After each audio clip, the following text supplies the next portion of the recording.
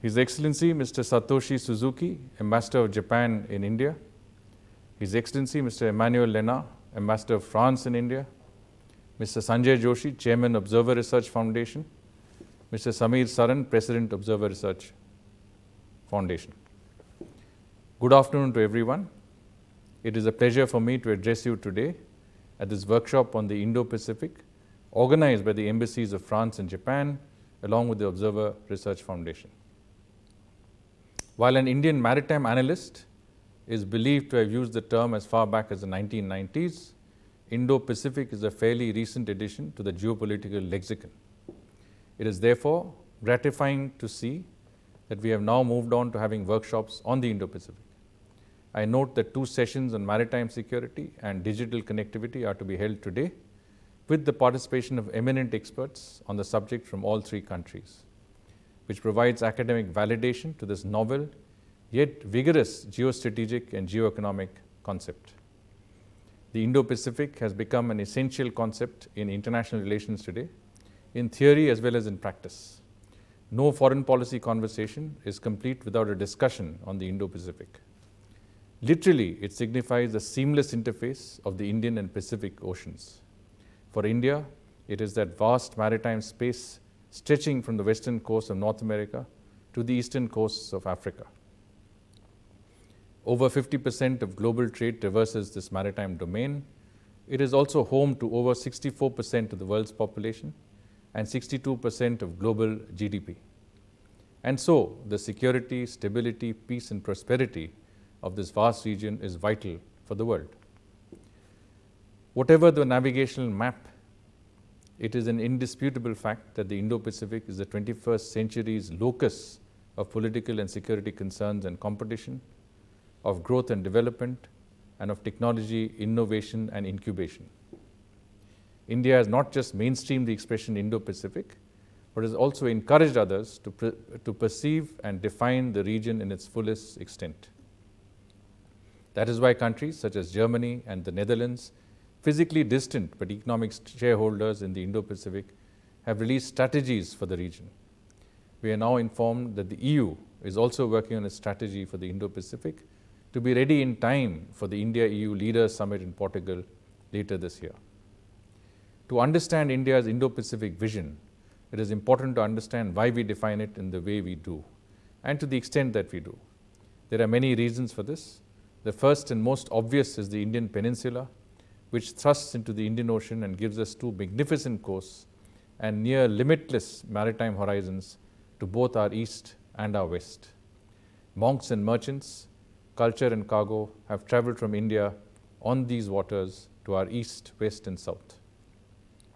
India's great religious traditions, such as Buddhism, spread far and wide in the Indo-Pacific.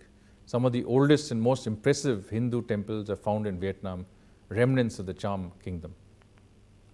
1,000 years ago, India's greatest coastal empire, the Cholas, sent maritime expeditions and trading ships as far as Sumatra to ancient China, as well as to the Abbasid Empire in what is today modern-day Iraq. Another empire, the Pallavas, had a flourishing trade relationship with Southeast Asia. Seaborne trade with Africa, as well as with the Gulf states, have been constants of Indian economic life. These experiences are our past and our future, and therefore determine our concept of the Indo-Pacific. India's Indo-Pacific strategy was enunciated by Prime Minister Narendra Modi in a speech in Singapore in 2018 as the Sagar Doctrine. In Sanskrit, along with other Indian languages, the word Sagar means ocean. The Prime Minister used it as an acronym for security and growth for all in the region.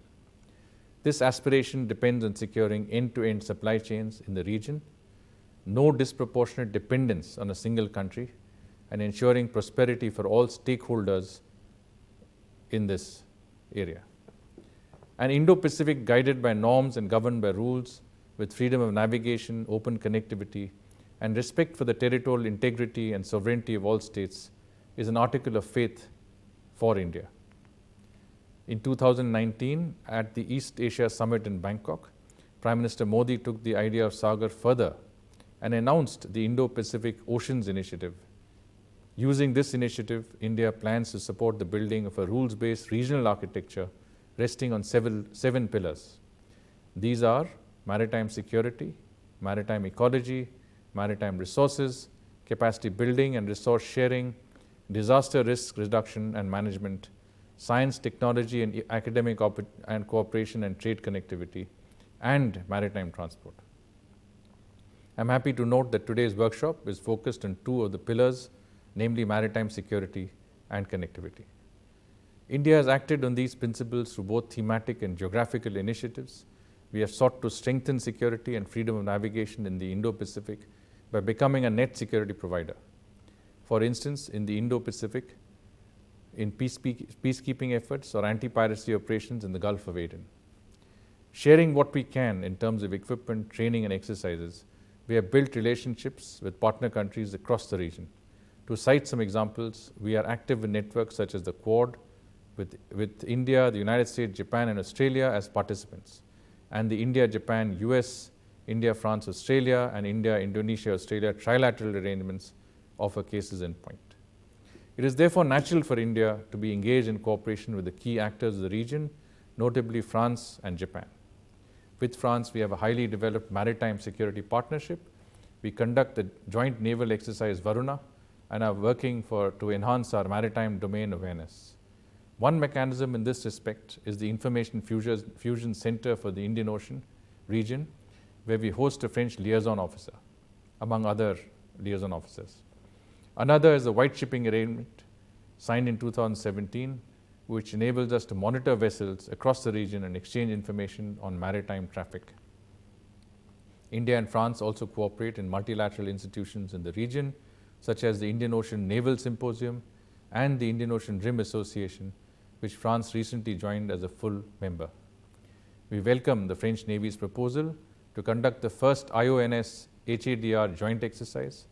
We even have a trilateral dialogue with Australia that focuses on various non-military aspects in the Indo-Pacific, such as the blue economy and protecting marine global commons. Similarly, India and Japan enjoy a relationship that is crucial to the Indo-Pacific architecture. India's Sagar vision for the region and Japan's concept of a free and open Indo-Pacific are both convergent in principles. Whether it is enhancing maritime security, connectivity for shared economic prosperity, or increasing resilience to meet natural disasters through HADR efforts, India and Japan frequently find themselves working together. In fact, Japan has agreed to lead the Indo-Pacific Oceans Initiative pillar on connectivity. With respect to maritime security, several steps have been taken in recent years, including the conclusion of the reciprocal provision of supplies and services, the so-called AXA agreement. This agreement, with other initiatives such as the bilateral maritime exercise JIMEX, will enhance our maritime domain awareness as well as promote interoperability and joint operational skills between our defense forces. With both countries, as with the rest of the world, we are focusing on economic resilience and recovery. Our response to the current global uncertainty is reflected in the vision of Atmanirbhar Bharat, or a self-reliant India, articulated by Prime Minister Modi, which is a vision of a self-reliant country which is also a reliable friend for the world. It envisages making India an integral part of global supply chains, as well as promotion of international trade and commerce. One specific example of cooperation in this area is our working with Japan and Australia on a supply chain resilience initiative. India, France and Japan are leading stakeholders in the region, and with other like-minded countries, it is upon us to ensure that the Indo-Pacific remains peaceful and open, taking into account needs and concerns for all its inhabitants.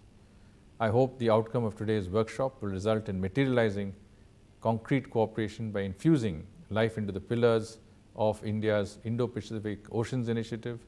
I thank you for your attention. Namaskar.